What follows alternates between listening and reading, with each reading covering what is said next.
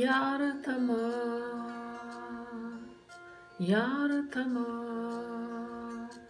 iartă-mă, Dumnezeul meu,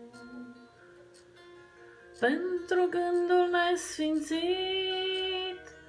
pentru patimă înprivit, pentru vorba fără har.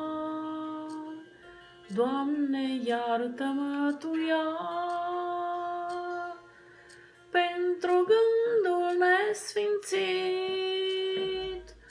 pentru patimă înprivit, pentru vorba fără har.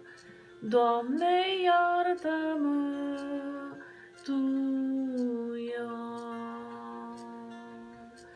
iartă-mă, iartă-mă, iartă-mă, Dumnezeul meu, pentru timpul meu trecut, fără rodul ce l-ai vrut,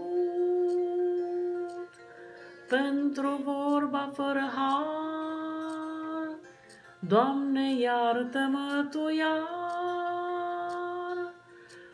pentru timpul meu trecut,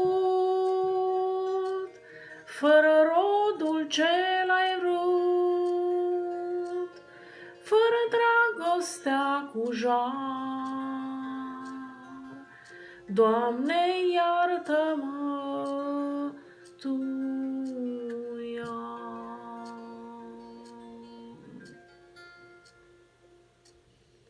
Slăvit să fie Domnul în veci. Amin.